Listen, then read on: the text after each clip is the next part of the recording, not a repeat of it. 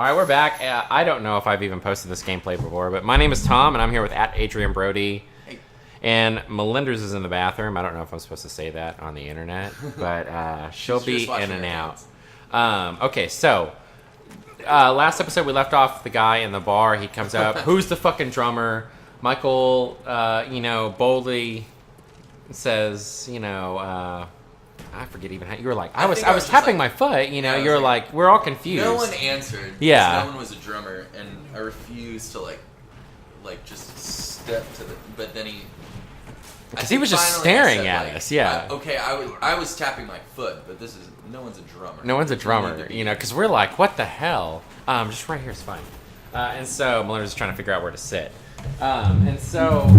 You say that, and he tries to kind of he was like, before he can say anything, or he's like, it's shaking he issues a complaint that obviously the tapping's bothering him, and so Michael, he tries to further explain himself, and Michael goes, no, thank you for telling us so condescendingly, you fucking piece of shit, to this guy, and so the guy is stunned that he's been called a fucking piece of shit. And he kind of, it's very rare that when someone's a D-bag, they're addressed as directly back as hey, you're being an asshole. Yeah, there's no and here's how I treat assholes, And so he tries to backpedal, and Michael dismisses him.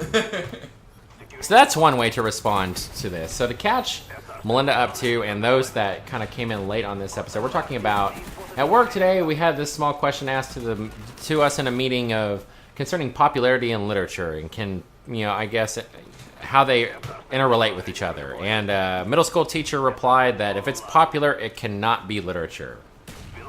Melinda, as an English teacher, is shaking her head right now and giving this dissatisfied grin. There's so many things wrong with that. One, and I guess I'm focusing on this. Some of you are like, why the fuck is he talking about books? I could give a shit about books. If you don't, apply it to video games. Is Call of Duty a shitty game because it's popular? That's so fucking subjective. It's unreal, and that concerns literature, which was my argument. I stand up and I'm like, well, I kind of see where you're coming from of why you're saying, because he's like, Harry Potter's not literature, and it is. And I was like, that's a gray area. I even said that to Mike on the porch. Yeah. But Twilight, I could see I would rank Twilight as piece of shit, and Something can be popular because it is entertaining, because it's candy, but something that just because it is entertaining doesn't mean it's only candy. I would argue, I know, the Hunger Games became really popular, but the Hunger Games comes from classical Greek stories. It comes from the story of the Minotaur, and the fact that this king used to make people give up their children. Well, if you're going to judge classics on the basis that they are good literature, on the fact of they're well established, there are certain themes that universally have been established that they follow, well, then that would be a good story, but also a popular story. And just like you were saying with video games, you can apply this both ways. Something can be popular and awful, but popular and good. It depends on what something being popular doesn't make it bad.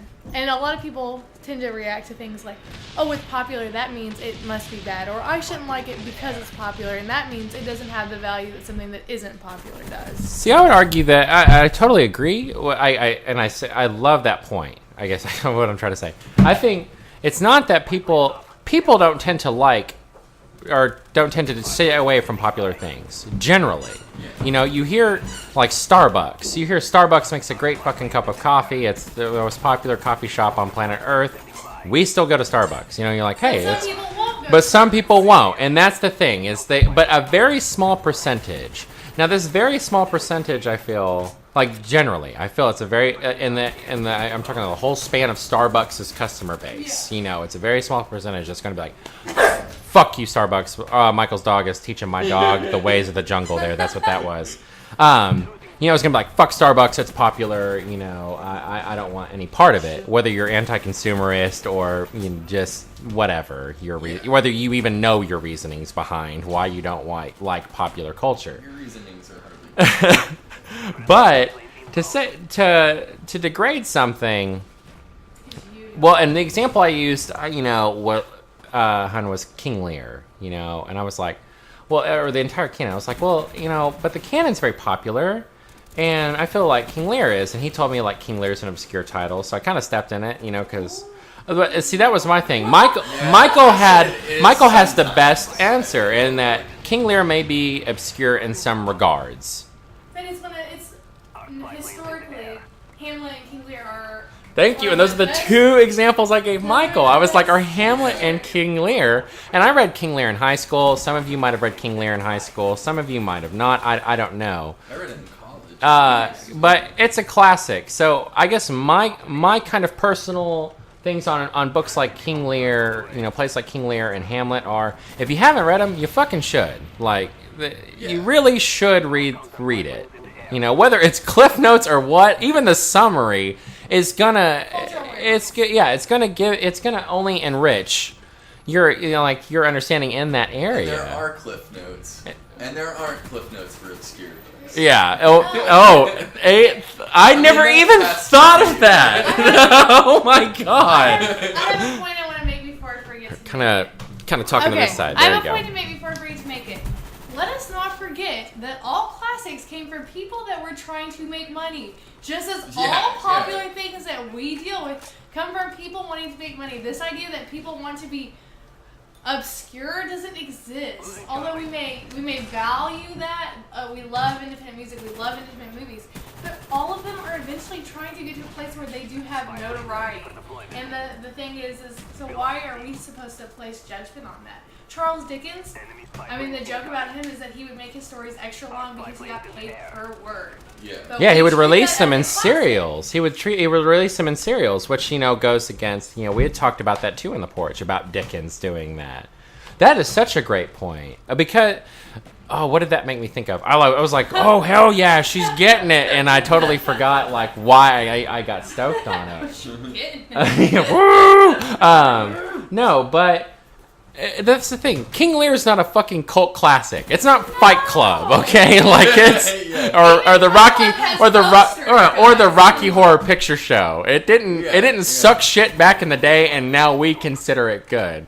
It was a classic. It was popular from the fucking get go. Well, and Fight Club was a great novel that was obscure until Brad Pitt starred in the movie, and it became popular, and it didn't cease to be great. Like, something becoming popular doesn't magically suddenly make it not. Yeah, exactly. Tiffany from Alpha Sigma Alpha liking Fight Club, it's not going to make me be like, well, Fight Club sucks shit now. And if it does make you do that, come on. That's my only reaction to that is, really, like... But, oh man, that sums it up for me. I don't know why I didn't yell that back at the guy. Instead, I took it in the butt, and I just sat there. He just had to turn around, and he just had to look at me like,